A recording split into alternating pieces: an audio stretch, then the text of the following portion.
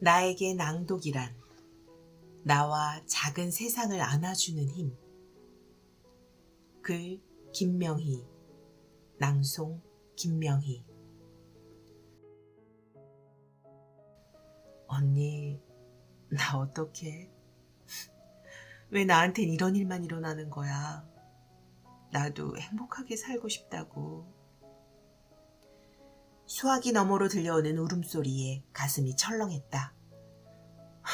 무슨 일이 생겼구나. 어쩌지? 목소리가 좋아서 12월부터는 나처럼 낭독 공부를 꼭 하고 싶다던 아끼는 동생 이야기다. 선한 오지랖으로 주변인을 잘 챙겼던 동생인데 어느 날부터인가 우울한 눈빛이 자주 보였다. 대학 교수인 남편, 명문대를 다니는 딸, 남부러울 것 없이 행복해 보이는 가정. 무엇이 그토록 동생을 힘들게 했을까? 그날 밤 뽀얀 거품을 머금은 맥주 한 잔을 기울이며 마음의 상처를 꺼내 보여준 동생. 정신과 치료를 받은 지 2년 정도 됐어. 나 너무 외로워. 그리고 나 마음에 상처가 있다는 건 알았지만 정신과에 다니고 있다는 말에 나도 모르게 눈물이 주르륵 흘렀다. 그리고 너무나 미안하고 또 미안했다. 나는 2021년 1월 사회적 낭독연구소에서 낭독을 처음 시작했다. 기본 과정을 마치고 함께 낭독했던 동료들에게 이렇게 푸념했다. 나랑 안 맞는 것 같아요. 나만 못하는 것 같아 자존감이 오히려 떨어져요. 3개월 해보고 우리가 뭘 알겠어요. 우리 3개월만 더 해봅시다. 함께 가요. 동료들의 말에 용기를 얻어 심화 과정, 더 나아가 전문가 과정까지 도전하게 됐다. 동료들과 북나비라는 커뮤니티를 만들고 시각장애인을 위한 오디오북 제작에 동참하기로 했다. 시각장애인들이 듣는다고 생각하니 작가의 마음을 어떻게 전달해야 할지 고민이 이만저만이 아니었다. 기초가 워낙 부족하니 3분 정도 분량을 녹음하기 위해 6시간 동안 녹음하기를 반복했다. 반평생을 살면서 오롯이 내 목소리에 귀 기울여 본 적이 있었던가? 참 좋다. 오롯이 내 목소리와 마주하는 그 시간이. 낭독하면서 나에게 한 가지 변화가 생겼다. 그건 바로 낭독을 통해 자존감을 회복하는 변화를 경험하고 있다는 사실이다. 게다가 낭독이라는 진지한 여가로 내 삶이 풍요로워지는 건 덤이다. 벌써 2021년도 크리스마스가 코앞이다. 내 작은 목소리로 아끼는 동생에게, 사랑하는 가족에게, 결혼을 앞둔 조카딸에게, 그리고 퇴직 후 새로운 길을 찾고 있는 신중년에게 사랑이 담긴 60초 낭송 편지를 보내고 싶다. 내 삶 가까이에 있는 이들에게 따뜻함을 표현하는 일이 얼마나 아름다운가? 내가 나에게 주는 크리스마스 선물이다. 동생에게 주는 크리스마스 선물. 60초 낭송 편지를 받으면 어떤 표정을 지을까? 내 목소리로 그녀의 아픔을, 슬픔을, 미움을 모두 꼭 안아주고 싶다. 부디 선한 오지랖쟁이 동생이 낭독을 통해 오롯이 자신의 마음을 마주하는 시간을 느껴보기를 소망한다. 낭독은 나와 작은 세상을 안아주는 힘이 있다고 믿으니까.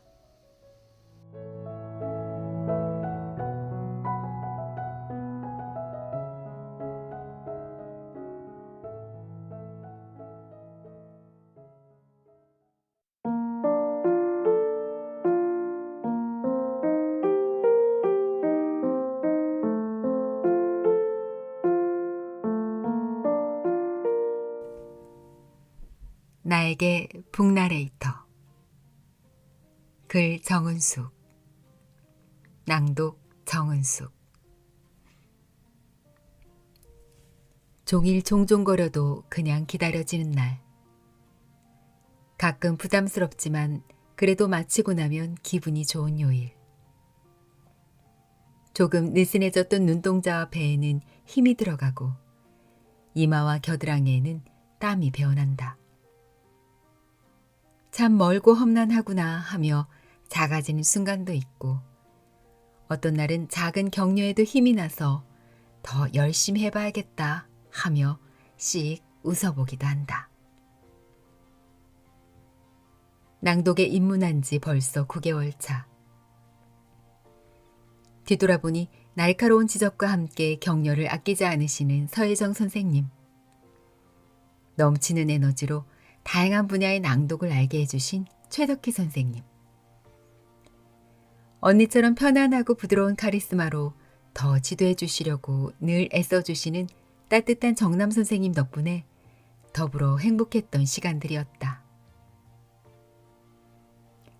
30여 년 가까이 직장 생활을 하면서 힘들 때 버티게 해준 힘 중에 하나는 신앙송과 글쓰기였다. 남들보다 한 가지를 더하는 것이 피곤하고 힘든 적도 있지만 그 덕분에 스트레스 받던 시간들을 조금은 가볍게 지날 수 있었고 직장 생활에도 도움이 되었다. 이번엔 비슷하지만 다른 시작이다. 세상에 역시 쉬운 일은 없구나 하고 새삼 느끼는 시간들. 지나치게 정확한 발음을 비롯해 신앙송을 하면서 고착화된 나만의 오랜 언어 습관들은 꼭 넘어야 할 큰 장애물임을 알게 되었다. 기초반을 거쳐서 심화반 그리고 전문가반까지 오면서 직장 핑계대며 게으름 피운 날도 많았지만 결실도 있었다. 부족하지만 운 좋게 독자 오디션에 합격해서 녹음에 참여하는 경험도 할 수 있었고 조심스럽게 북나레이터도 꿈꾸게 되었다. 또한 같은 반 쌤들과 50+ 중부 캠퍼스 커뮤니티 동아리를 결성해 영상 공모전에서 수상하는 기쁨도 맛봤다. 반복되는 지적에 자신감이 떨어지고 어렵다고 말하면서 연습을 게을리한 날이 더 많았지만 나와 그리고 누군가에게 위로를 전할 수 있는 북나레이터가 되기 위해 다시 천천히 걸어가 보려 한다. 첫 수업 때 썼던 설렘 가득한 시를 떠올리며 첫 수업.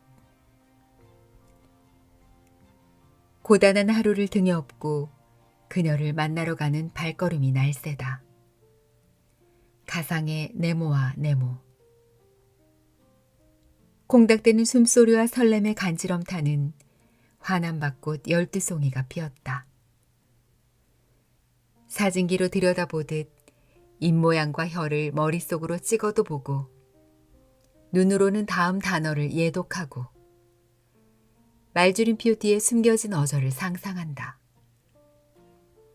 글자만 쫓아가던 눈길을 거두고 여우의 입으로 어린 왕자와 대화하고 어린 왕자의 눈으로 장미꽃을 보듬어도 본다. 어렵지 않다는 그녀의 말, 편안한 목소리라는 칭찬 꼭 끌어안고 10살 어린 왕자를 내 안에서 찾아보려 한다. 벌써 밤 11시. 오늘 밤은 그녀의 목소리로 꿈을 꾸고 싶다.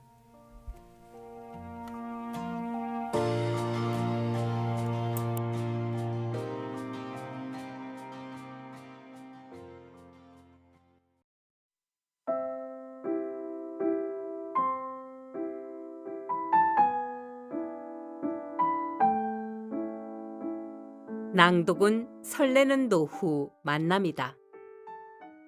글 낭독 이규화. 지금부터 5년 전, 그러니까 2017년 가을 어느 날 국화꽃 전시장을 지나다가 학창시절에 배웠던 서정주 시 국화 옆에서가 생각나서 읊조려 봤다. 한 송이 국화꽃을 피우기 위해 봄부터 소쩍새는 그렇게 울었나 보다.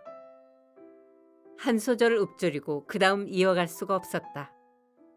이 계기로 지역 평생학습관에서 신앙송을 배우기 시작했다.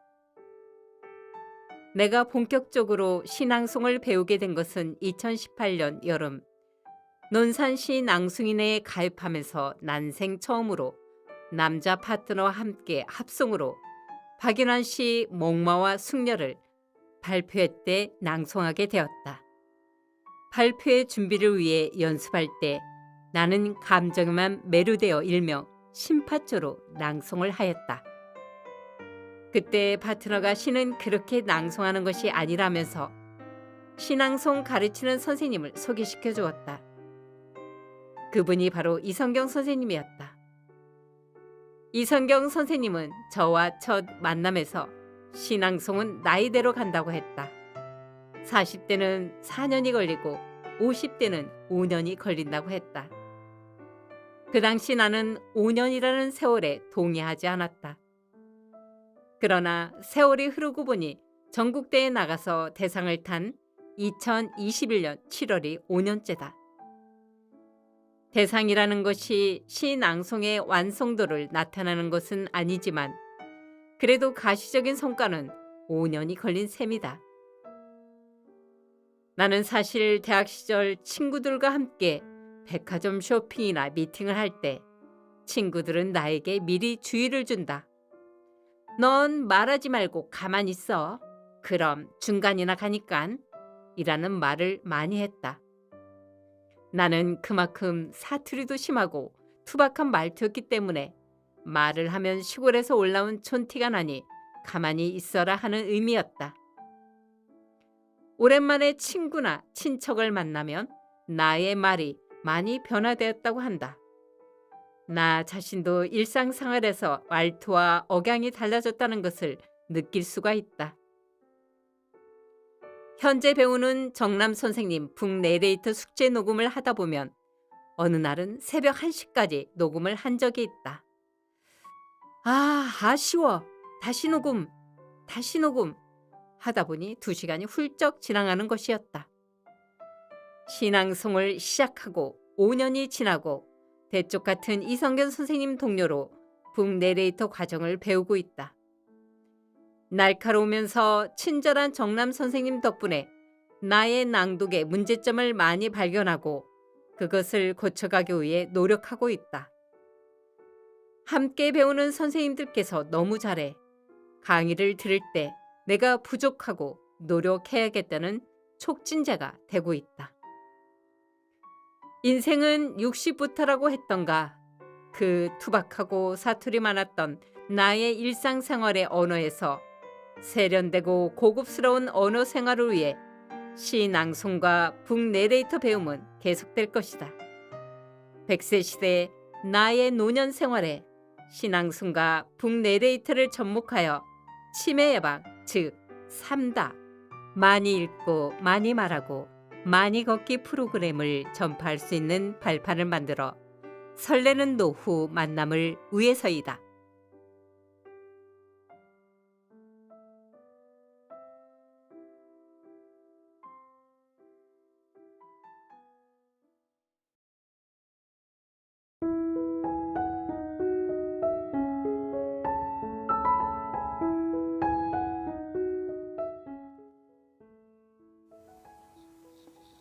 낭독은 내 인생의 변곡점이다.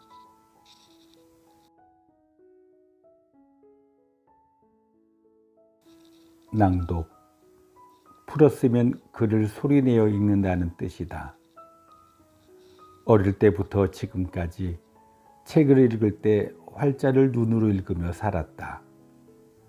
책을 소리내어 읽었던 기억은 국어 시간과 영어 시간에 선생님의 요구 때문에 읽었던 기억뿐이다.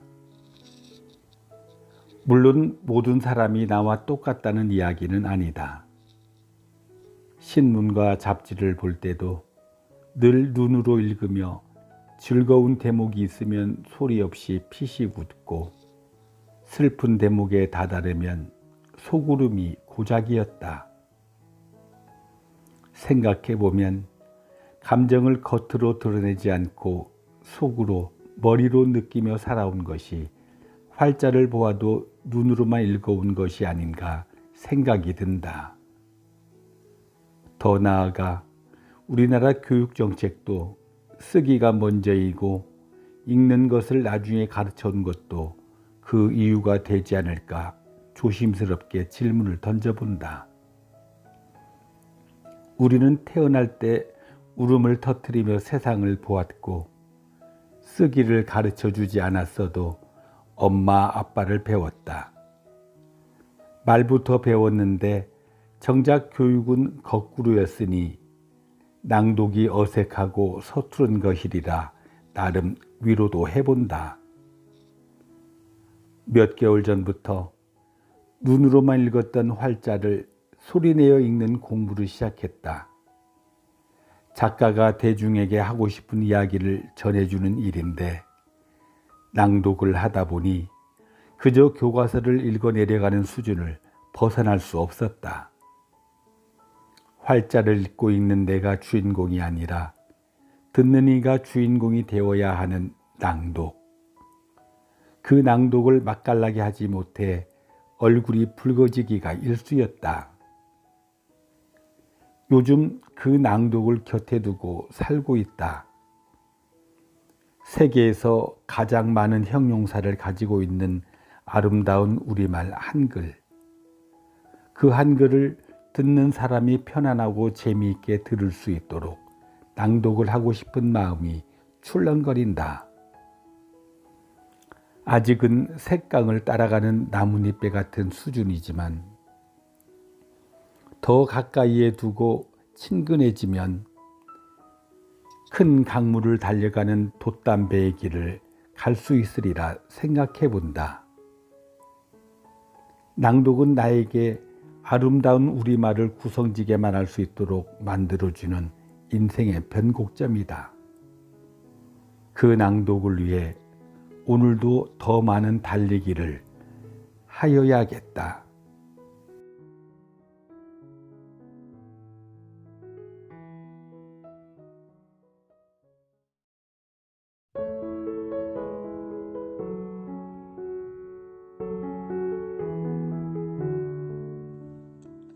감이라 쓰고 삶이라 읽는다.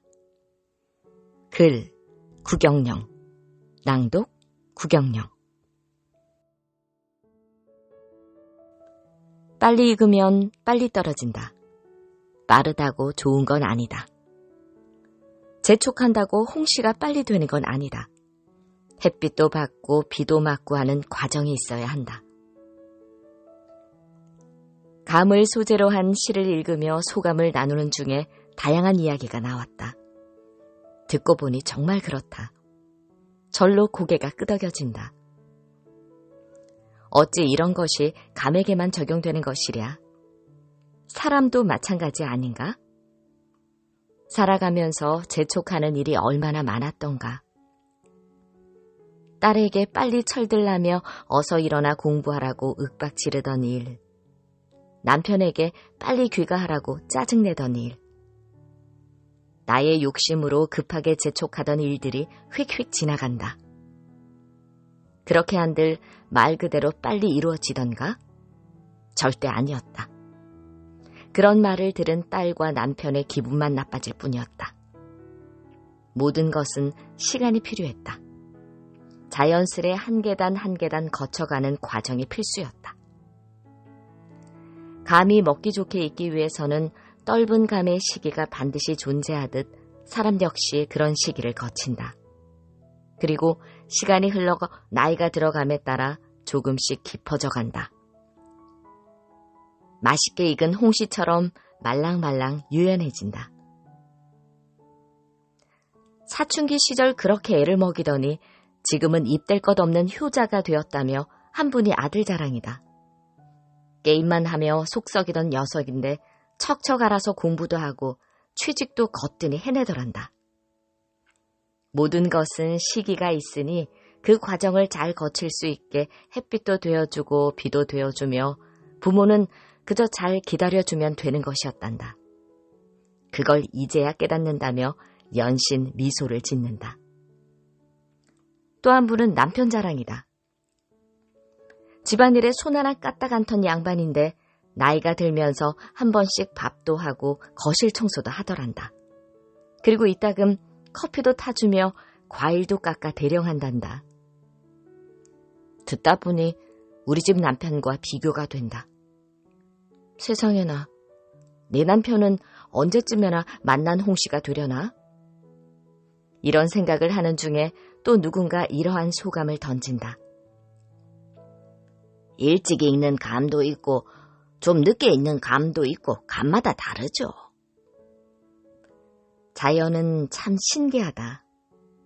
그 모습을 잘 관찰하면 거기엔 삶의 진리가 숨어 있다. 남편과 딸에게 내가 햇빛도 되어주고 촉촉한 비도 되어줘야 하는데 그것이 부족했나 싶어 슬쩍 반성도 되었다. 감이 너무나 맛있게 익다 보니 새들이 어찌 알고 쪼아 먹으러 오더라고요. 그 이듬해는 더 많은 새들이 몰려오더군요. 지네들끼리도 소문이 나나 봐요. 그래서 그물을 쳐뒀어요. 감나무를 키우는 분이 웃으며 이야기한다. 여기에 나도 한마디 거들었다. 아, 그렇군요. 만나게 익은 여러분도 조심하세요.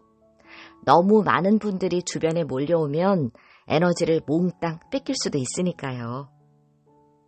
이렇게 말하자 다들 크게 한바탕 웃는다. 이처럼 오늘도 시를 읽으며 삶을 읽는다. 시를 나누며 삶의 이야기를 나눈다. 감이라는 시를 읽으며 삶의 진리를 깨친다.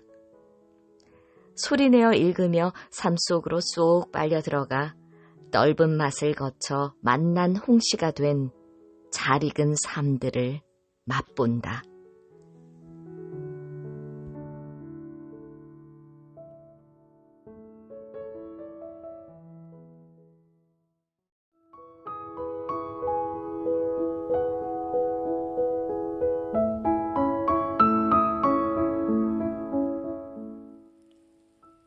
안녕하세요. 이선경입니다. 글 이선경, 낭독 이선경. 안녕하세요. 이선경입니다. 저는 낭송가로서의 활동을 자문자답식으로 풀어볼까 합니다. 낭송가는 어떻게 되셨고 어떤 활동을 하세요? 저는 2000년대 초부터 신앙송 공부를 시작했는데 전국대회가 아주 귀하던 때이다 보니 전국 신앙송 대회와 전국 시조 경연대회에서 큰 상을 받으려고 부단히 노력을 했어요. 공부하는 동안은 많이 힘들었죠. 익숙하지 않은 언어의 습관을 고쳐야 하는데 마음대로 되지 않으니 신경도 날카로워지거든요. 꾸준히 공부하고 바꾸고 멘토를 찾아다니느라 잠 못 이룬 나날도 많았어요. 그래서 그런 고비를 잘 넘긴 덕에 보람은 있었죠. 결국 대상도 받았고 나중엔 전국 신앙송 대회도 직접 개최했어요. 또 시를 필사하고 연구하고 고민하여 신앙송에 약기, 사람, 춤 등을 접목시켜서 공연을 올리고 있어요. 하지만 적절한 수입이 보장되지 않기 때문에 직업인으로서의 낭송가는 아직 요원하다는 것이 안타까운 점이에요. 코로나 시대에 유튜브나 줌 등을 통한 활동은 어떻게 하고 계신가요? 코로나19 시대, 정말 어떻게 방법을 강구해야 할지 고민이 많습니다. 유튜브에 올려서 구독자들께 새로운 시를 공유는 하고 있지만 저작권, 시간, 비용 문제로 늘 고민이 앞섭니다. 4년 전쯤 나온 컴북스 오디오북 백인의 배우들 소설 낭독은 제게 다시 낭독을 열망하게 했습니다. 그리고 올 2월 서혜정 낭독연구소를 알게 된 건 제게 행운이었죠. 줌 수업은 지방에 있는 사람들에게 더없이 좋은 방법이었습니다. 한 글자 한 글자, 한 단어 한 단어 한 문장 한 문장 언어가 주는 깨우침은 제 몸을 변화시켰죠. 아니, 생각 전체를 갈아엎었습니다. 낭송과 낭독의 방향은 대중에게 더 가까이 갈 수 있는 자연스러움과 편안함, 설렘이라고 생각합니다. 마지막으로 지금이 오디오북 시대라는데 어떻게 생각하시나요?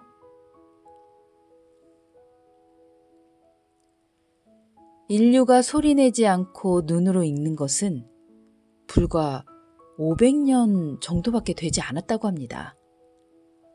아우구스티누스는 고백록에서 눈은 종이장을 쫓고 마음은 의미를 더듬고 있다. 그러나 목소리와 혀는 쉬고 있다. 라며 묵독에 대해 비판했어요. 소리내어 읽는 것은 낭독, 음독이라고 하지요. 음독은 소리내어 읽는다는 뜻이고 낭독은 소리내어 읽되 운율에 맞춰서 읽는다는 의미죠. 가끔 딸하고 독서에 대해 이야기를 나눠요. 엄마, 책 읽기는 싫고 누가 대신 책을 읽어주면 이해도 빨라지고 마음의 양식이라고 하는 독서에 대한 부담이 적어져. 나도 나름 양식은 채우고 있구나 생각해. 요즘 젊은 세대만이 갖는 생각일까요? 오디오북은 지금 시대가 요구하는 독서라고 생각합니다.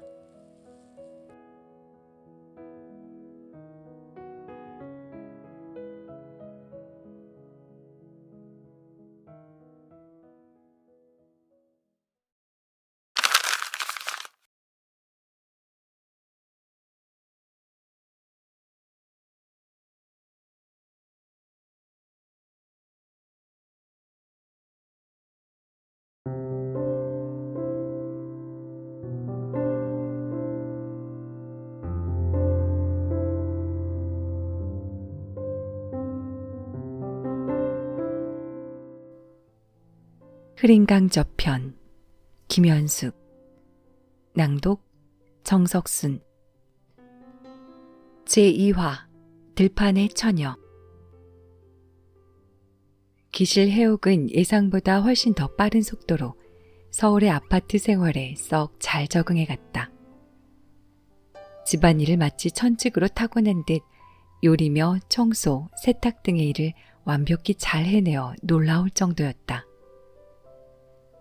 집안을 청결히 관리하는 것은 물론이고 하루 동안 이불호청을 깨끗이 빨아 밀가루 풀을 써 먹인 후 말끔히 다듬질까지 하여 씻어놓는 것이 여간 야무진 솜씨가 아니라 희연은 깜짝깜짝 놀랄 밖엔 없었다.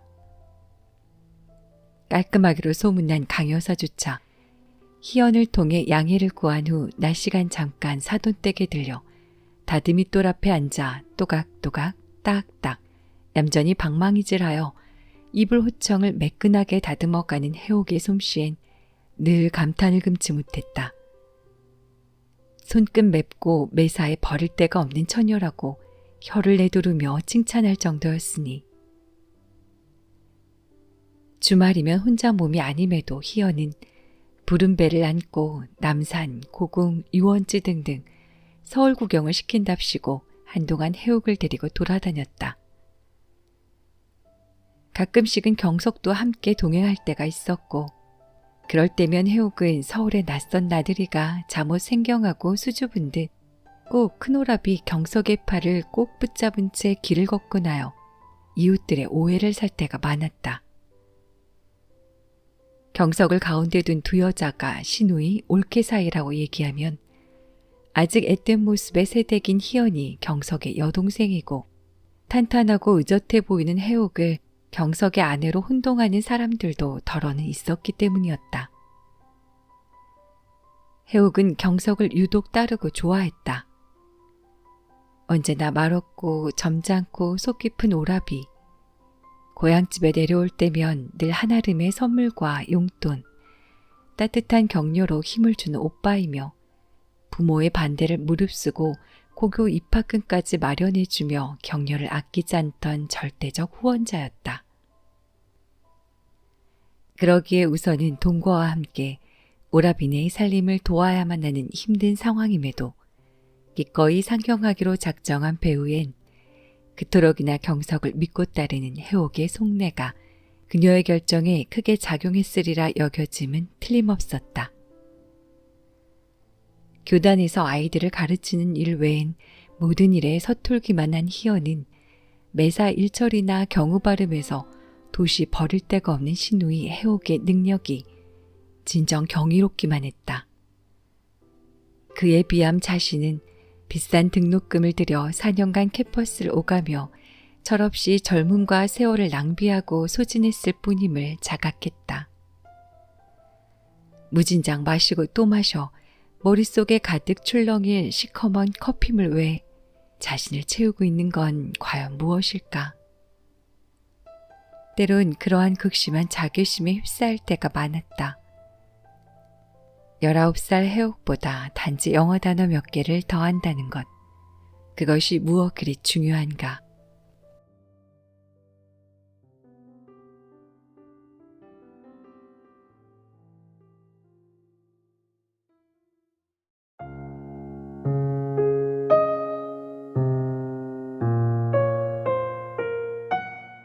흐린강 저편 김현숙 장편소설 낭독 이은영 178페이지. 다음날 아침 일찍 서울로 출발하려는 희연을 만류하며 시모가 돌연 내 며느리들에게 KC 시내 구경을 가자며 채근했다. 1박 2일 일정으로 모였으니 점심을 먹은 후 헤어져도 무방하다는 게 시모의 생각이었다. 전에 없이 강경한 시모의 태도에 며느리들은 모두 좀 의아한 낯빛이었으나 도리 없이 시내로 동행하지 않을 수 없었다. 시모는 시내에 닿자마자 변화가에서도 가장 규모가 크고 화려한 금은방으로 며느리들을 데려갔다. 멋이냐? 나가 시방 그건 뭐하는 돈이 솔찬이여. 근데 이 나이에 그것을 다 어디다 쓰겄냐? 니들 그간 돈 없는 집 시집와 칙삭에 고생들을 했은께 나가 시방 정표로 무엇이든 한 개씩 해주고 잡어 여길 데리고 왔단께. 마음에 드는 반지나 한 개씩 골랐음 쓰겄다. 순금 반지 한 개씩 고르도록 혀라잉. 닷돈짜리로 혀. 다 뜻이 있은께. 난데없는 시모의 말에 모두 어안이 벙벙. 내 며느리는 모두 아연한 얼굴로 서로 마주 볼 뿐이었다. 아, 얼른 한 개씩 고르란께. 애미야, 넌 어쩐 게 제일로 마음에 드냐? 느닷없는 시모의 제안에 가슴 한켠이 뻐근해와 어쩔 줄 모르는 희연을 손을 잡아 진열장 앞으로 이끌며 시모가 재촉했다. 어머님, 그 돈 어떻게 모은 돈인데 저희에게 쓰셔요? 저희 반지 없어도 되는데요. 희연이 정색을 하며 마다하자 나머지 동서들도 다들 희연의 생각에 동조했다. 어째서 내 맘을 고로크름 모른다냐? 일한 뒤 쓰려고 돈을 모았지 뭐더러 돈을 모았겠냐? 그것이 다 그간 니들이 내게 준 용돈이여. 이따 점심 먹으면서 다 야그할 텐께 우선 싸게들 고르란께. 시모의 고집은 아무도 쉬이 꺾을 수 없음을 잘 알기에 내 며느리는 말없이 진열장을 들여다보며 열심히 금반지 하나씩을 골랐다. 내 며느리 모두 자신의 손가락 사이즈에 맞고 취향에도 맞는 반지를 고를 수 있어 다행이었다. 5돈의 금반지는 손가락에 상당한 무게감을 느끼게 하는 중량이었다. 희연은 순금 대신 정교한 무늬가 박힌 2개의 둥근 원이 메비우스 띠처럼 서로 꼬여 있고 상부에 자잘한 큐빅이 박힌 매우 정교한 디자인의 14K 반지를 골랐다. 가격은 거의 비슷했으나 모두 자신의 마음에 드는 걸로 고른 셈이다. 시모는 더없이 흡족해 했고 희원의 권유로 모두 결혼을 의미하는 4번째 손가락 약지에 금반지 하나씩을 끼곤 점심을 먹으러 식당으로 몰려갔다.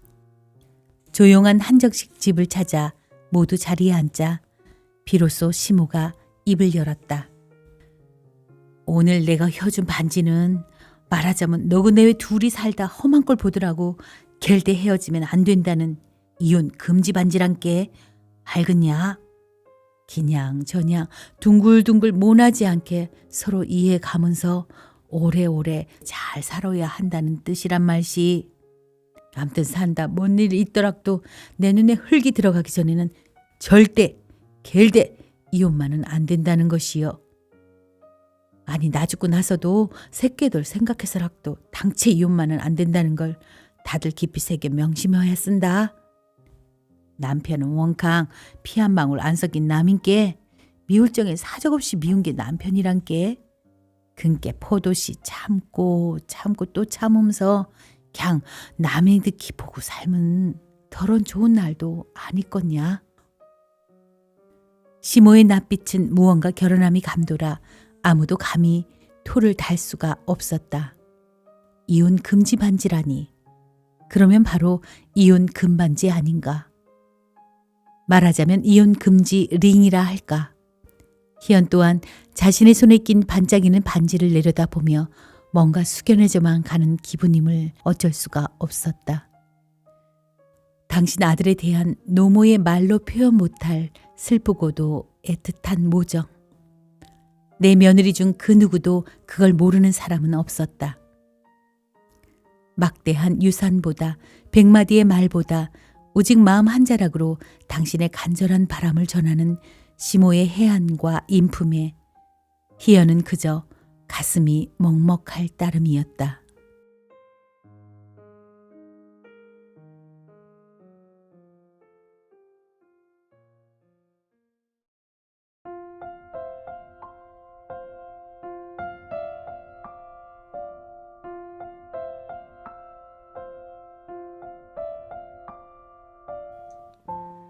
나에게 낭독은 음악이다. 성우 정남. 9개월이라는 시간 동안 참여해주신 여러분께 감사드립니다. 전 이번 랜선 수업이 멀리 사시는 분들도 참여하는 수업이라 특히 좋았습니다. 수업 동기는 저마다 달랐지만 정말 열심히 하는 모습에 감동받았습니다. 저도 제가 아는 것을 정리할 수 있는 기회가 되어 생각지 못한 수확을 거두었습니다. 전 낭독이 음악이라고 생각합니다. 호흡으로 리듬을 일구는 교향악이라고 표현하면 너무 거창한가요? 불협화음을 조심하고 작가의 상상력과 타협하며 작품에 날개를 다는 일을 하면 너무 비약이라고 하실 분이 있을지 모르겠습니다. 그래도 우리 수강생들의 낭독을 사랑하는 마음만큼은 과장된 것이 아니었습니다. 그래서 우리 모두 그 일에 한 발 더 다가섬을 축하하고 싶습니다. 모두 애쓰셨습니다.